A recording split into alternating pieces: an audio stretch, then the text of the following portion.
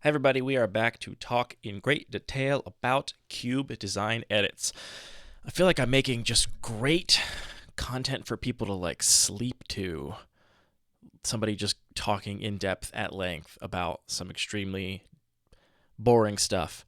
So maybe I'll talk really quietly. That way I don't bother you if you're trying to sleep and we can just talk about my cube, sacred geometry. No, but for real, this is my elegant cube, my simple cube. The card choices in this cube are all dictated by the elegance and sophistication of the individual card designs. Look at this counterspell. Tell me you've never seen a more elegant card in your life. Look at this. It's so beautiful. Just as counter target spell. There's 5 words on the whole card. I guess the illustration credit and copyright too. It's gorgeous. And that's what this cube is about. I am trying to capture a classic Magic the Gathering. It is not fixed on one particular point in time. It runs modern cards, but I want to capture what I consider to be like iconic, classic Magic stuff. I don't think I've talked about this cube in any of these videos before, so I'm not going to go into a huge recap detail. I guess actually, let's talk a little bit about it. So, one of the sort of side effects of running cards where the card choices are the sophistication alone is a pretty wide power level band. So some of these cards are really powerful. Swords of Plowshares, Counterspell, Demonic Tutor, Lightning Bolt, Birds of Paradise. Staples, I would say, of the most powerful cube environments, but all elegant enough to very much see play here. I also have aspirational big threats. These are things that, generally speaking, are not powerful enough for the most powerful cubes. These are underpowered cards, but this is what the top end looks like here. Archangel of Thune, Consecrated Sphinx, Infernal Sovereign, Twin Flame Tyrant, Colonian Hydra. I want these cards to feel iconic. I want them to be iconic creature types like dragons and angels and sphinxes and demons. And I want them to have some risk and reward. I don't want things to just enter the battlefield, give you a bunch of value, and then who cares what happens to them after that. I want kind of that Baneslayery play pattern where you care about untapping with your thing, you care about protecting it. Talking of lower power cards, I also have what I would call minimalist role players. I needed to fill out enough, for example, interaction in the cube, enough ramp for the ramp deck, these sort of basic, fundamental effects, card draw, things like that. And in those places, I'm not playing the best versions of these cards. I'm just playing the ones that I think are the most elegant. Pacifism, very elegant. Is it really powerful? No, it's like pretty good limited level removal, but it is not hang up at the highest power levels of cube. Same for Unsummon. Innocent Blood, arguably, depending on the environment, could be quite powerful. Pyroclasm. These are just cards that do one thing. They do them very simply, and that's why they're here. And then there are also some accommodations here for some of my personal favorites. These are not all the most simple or, if I'm honest, elegant cards, but they're cards that just speak to me. Eternal Dragon, probably one of the most complicated cards in the cube list, but it is a big dragon, so that's cool. Think Twice, one of my favorite cards, just a perfect design, name, art, rules text, everything, flawless. Unearth, one of my favorite cards ever. Ironcrag Pyromancer does one thing, but can be connected with other cards. And then a personal pet card, Managorger Hydra. If you listen to the episode of Lucky Paper Radio where we talked about our favorite cards of all time, Managorger Hydra is on my list. And this card, I'm happy to say, has performed pretty well here. So that's what this cube is all about. I have been having a little tiny bit of a problem with this cube, which is that I have been striving for, I shouldn't say I've been having a little bit of a problem. The cube design is a journey. Let's talk about the changes here. I have been wanting to get down to exactly one token in each color and no more for a little while. And the only color that was left with multiple tokens was white, where I have both 1/1 soldiers, human soldiers, no, not human soldiers, 1/1 soldiers, and also 1/1 flying spirit tokens. And I decided to cut these spirit tokens, which means that Lingering Souls, Clarion Spirit, Doomed Traveler, and Thalia's Geistcaller were the cuts there. Honestly, I'm not going to miss any of those cards except for Clarion Spirit. Lingering Souls is beautiful. It's extremely elegant, but it is the wrong kind of power for this cube. I know I said that I accommodate, wide ranges of power level because I have Demonic Tutor here. That's a broken card.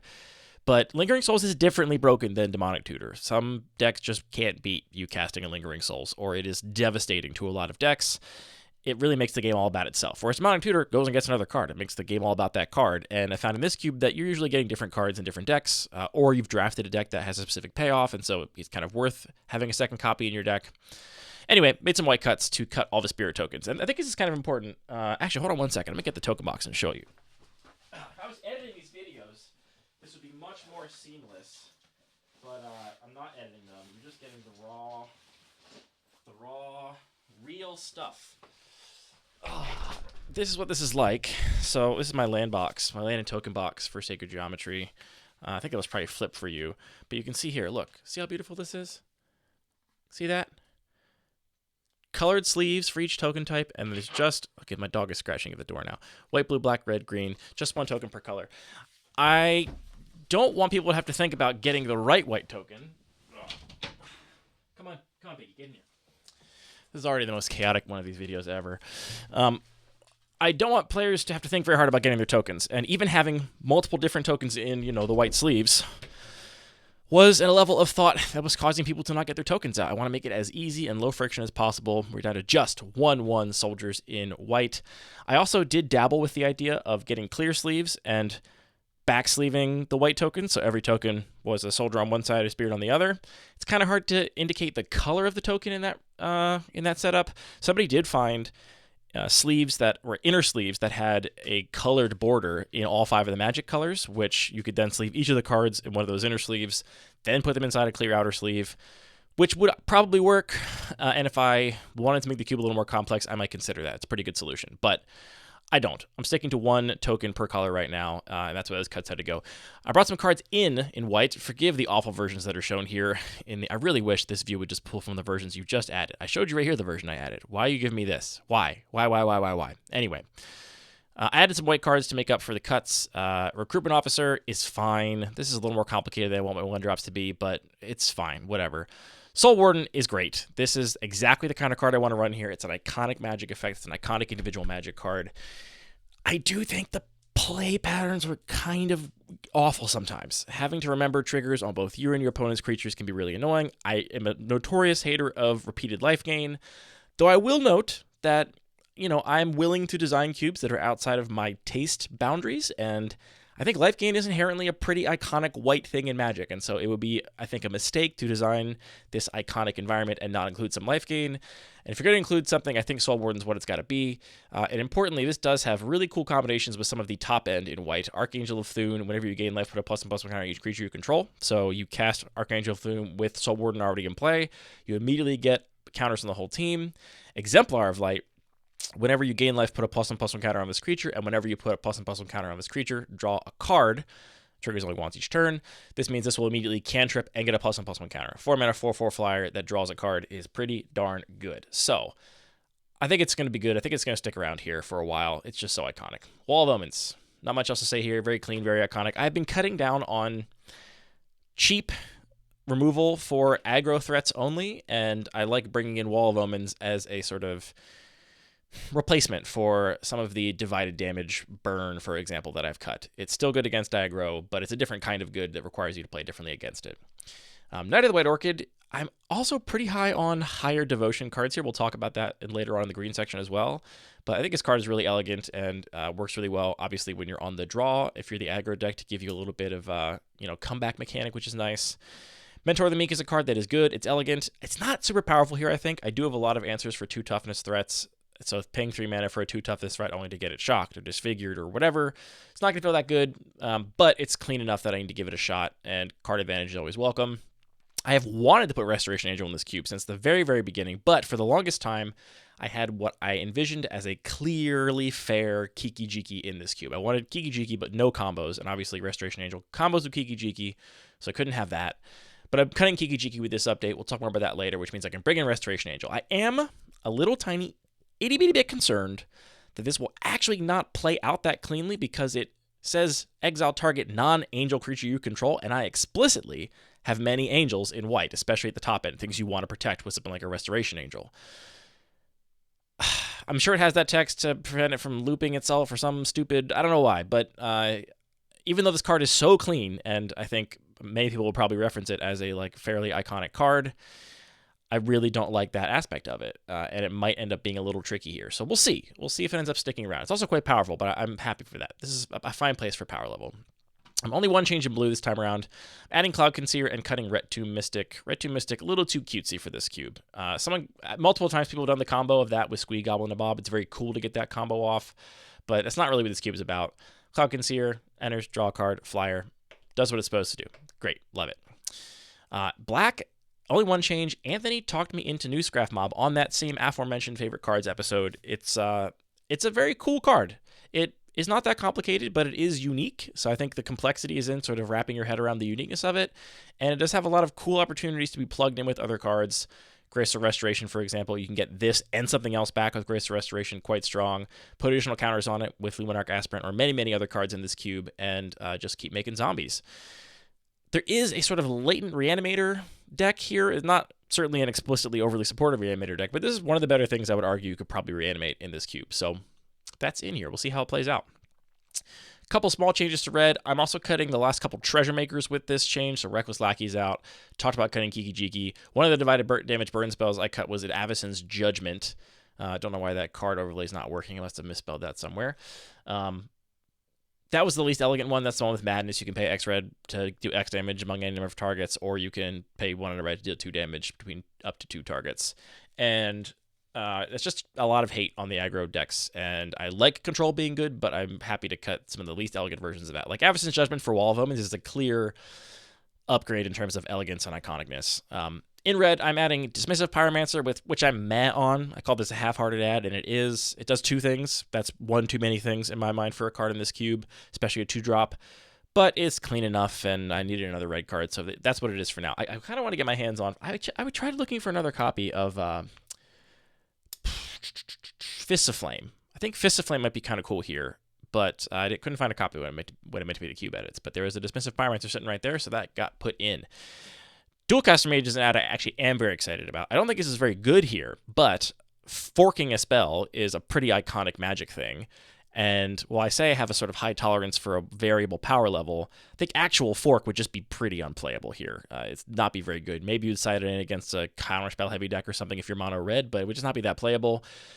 Tacking that effect onto a 3-mana 2/2 makes it so much more main deckable, I think. And so very excited to have a Dualcaster Mage in here. I think it's also clean. Kind of the naming mimics Snapcaster Mage and other mages, so it fits, and I think fits the bill.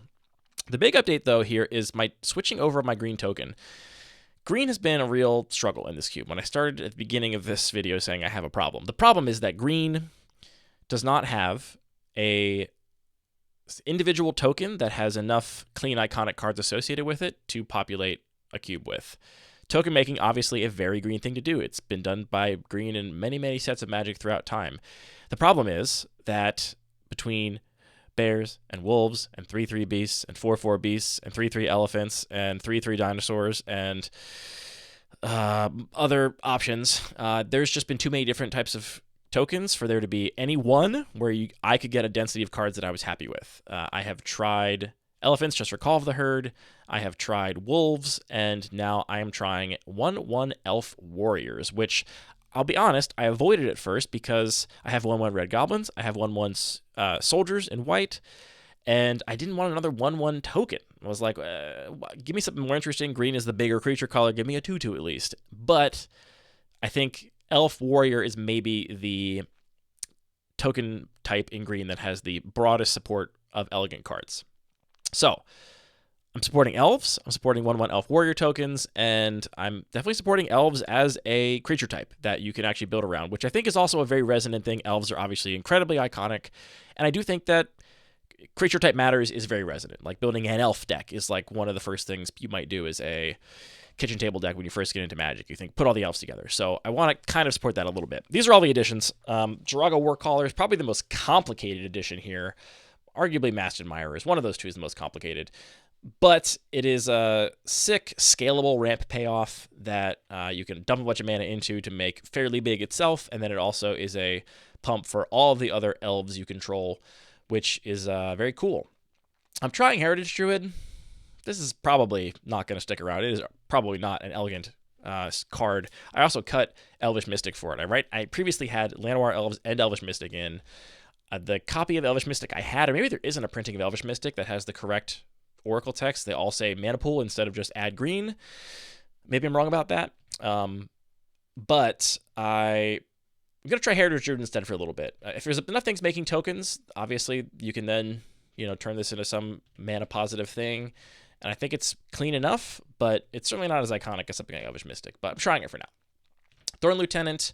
What I really want to do with this update too is also kind of push the green decks a little away from just big ramp. I mean, there's still going to be some big ramp threats that is iconic to green, but I also want them to be able to play a pretty aggressive mid-range plan with like solid 2, 3, and 4 drops. And Thorn Lieutenant is a great example of a good aggro 2-drop.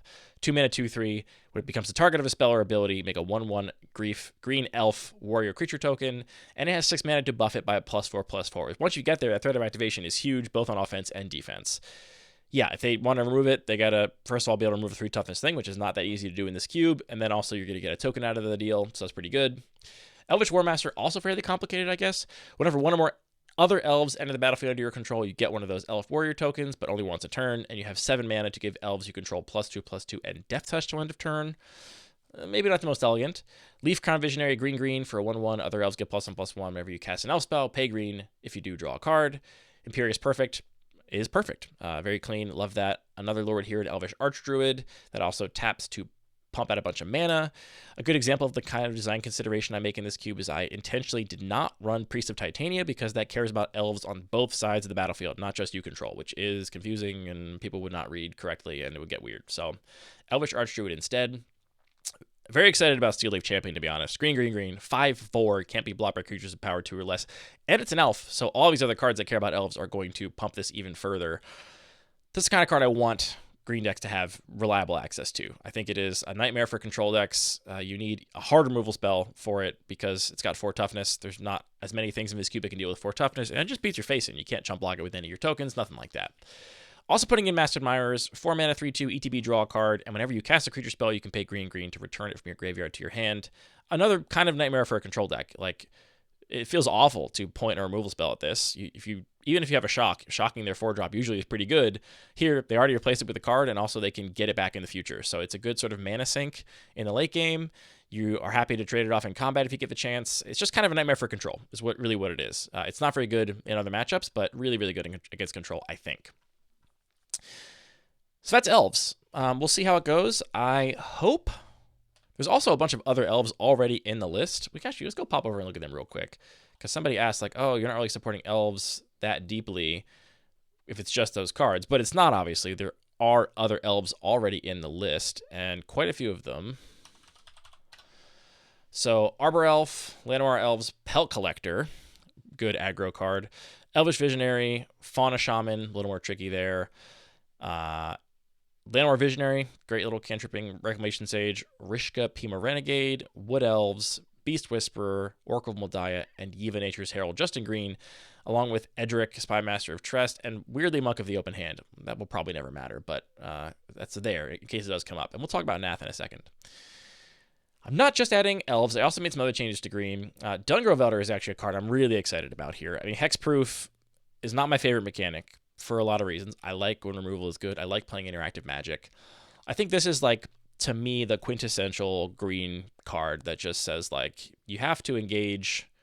I think Parker mentioned this, is like giving green threats that make your opponent engage in the game sort of on green's terms, which I'm not sure I totally agree with in the abstract. Like, you know, blue has a bunch of counter spells. Is that making your opponents engage with you on the interaction on the stack axis? And should that be something it does? I don't know. This is a huge threat that has hexproof, so that negates a lot of the answers for it in the cube. However, it can be chump blocked indefinitely, unless your opponent manages to augment it in some way, in which case, good for them. It scales with the game, so, you know, on turn 3, it's not ever going to be a huge threat, at most a 3/3, but late in the game, it'll be much larger, so it's not going to, like, put a crazy clock on you, certainly compared to something like Steel Leaf Champion. I don't know. I think it's just, it's kind of the perfect card. It's, like, so emblematic of green. And I got to say, I've been wanting to put more Treefolk in this list. There's not very many iconic, clean Treefolk cards. I mean, the ones that are out there are so bad, and they just wouldn't see play. I think this is the sweet spot. This card, I suspect, is going to be here for a good long time. Something else I'm addressing with this change is that I had a couple top-end ramp targets, like Thorn Mammoth, for example, which this cube has a pretty hard control deck that doesn't really care about its creatures or play any creatures at all, or very few creatures. And so something like Thorn Mammoth feels really bad against the control deck. It's so good against, like, the mid-range mirror. If you can get there, it's incredible against aggro, but it's not good against control. It's just a, you know, Colossal Dreadmaw, basically, 7-mana Colossal Dreadmaw. So I'm swapping that out for Palaka Worm. I do think Worm's somewhat iconic to Magic. This card pretty iconic. It's been a staple of lower powered cubes for a long time. And it does something against every single archetype. I mean, obviously, you get to 7 mana, your card should be good. 7 mana, 7/7 trample that gains 7 life, and then when it dies, draws a card is good in every way. If they have a hard removal spell, it replaces itself. If you're against aggro, gaining 7 life is huge. If you can get to 7 mana, obviously, which you shouldn't realistically. Yeah, it just kind of does a little bit of everything. Not the most exciting, I would argue, ramp payoff, but it's there. If you want an exciting ramp payoff, Colony Hydra, baby. 8/8 trample for 8 green. All green mana symbols. This is a great example of aesthetics really mattering for me here. I think his card is just so drippingly cool. Hydra is such an iconic green creature type. This is going to pay off going wide because it gets cheaper by 1 green mana for each green creature you control. I think his card is just so cool. Do I think it's good? No. It's horrible against control. Against control, the board's going to be empty, and you're going to have to pay 8 actual mana for this thing, which you're probably never going to be able to do. And then when you do, they'll just put pacifism on it and not care. I don't care if it's horrible against control. I think it's very, very cool here, and I want to see what it can do. So that's coming in. I cut a bunch of cards that make Wolves. Wolves is the token type on the way out. The only one I'm going to miss is Wolfbriar Elemental. I love this card. I think it's basically perfect. These other ones are just not quite right. Master of Wild Hunt is not good enough. Silver Partisan is just weird. Nightpack Ambusher is too good. I will miss Wolfbriar Elemental, though. I also decided in this update that dinosaurs are not sacred. So Ripjaw Raptor, Terratroll Allosaurus, mechanically fine, but aesthetically, they do not fit with my vision of iconic Magic cards, so they are out. Same with big green robots like Verdurous Gearhulk. It is out on aesthetics alone. This also precludes ever adding Ghalta, by the way. I know people are going to see Colony and say, what about Ghalta? Ghalta's probably better mechanically. It looks way cooler, and it is a Hydra, so this is what's going to stay here indefinitely. I added Mystical Teachings. I don't know how I missed this card. I mentioned sort of in passing in the Discord that I wish there was a good blue-black control card, like control-specific card. And someone was like, Mystical Teachings? And I was like, of course. Flashback is a mechanic I specifically have a big density of here. It's clean. It's beautiful. We love it. Added that in. Nath of the Gilt Leaf is a little spicy test. I want to try this out. It happens to make the same Green Elf Warrior creature token that all the other green cards are making, which is why I found it and why it's getting a test. It also basically replaced these 2 off-color kicker cards in Urborg Restoration and Terra Sunder, which I've also decided off-color kicker doesn't feel quite sacred enough to me. It's kind of complicated. You have to look at the card and read that it's actually, mostly 2 colors, which you could argue is the same Mystical Teachings, but I don't care. I feel better at Mystical Teachings than I do about Terra Sunder or Urborg Restoration. And most importantly, my gold cards, my actual gold cards, I want to be a little more proactive and aspirational, like Nath, like Edric, not like random removal spells. The removal spells should be the ones that are just cheap and easy and not anything complicated. I'm also cutting Jilt with this change. I love Jilt mechanically. It is extra punishing to like small creature decks, basically. A bounce and deal 2 damage to something else is a total blowout in combat. Just really good on the defense. It's a really, really good card for the control decks to buy time against the aggro decks, and I want the control decks to suffer a little more against the aggro decks. So that's why it's coming out. Also, Therese Nielsen art.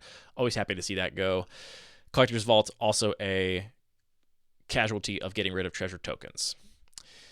That is the latest update to Sacred Geometry. This is in many ways the cube that I am like most proud of. Like if you're going to copy one of my cubes, you should copy this one. I think this one has really clean gameplay.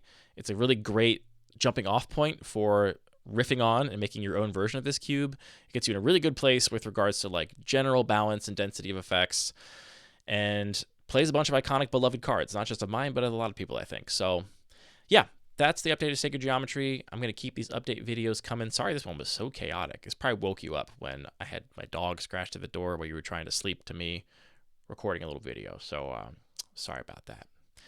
Anyway, like and subscribe, I suppose. Goodbye.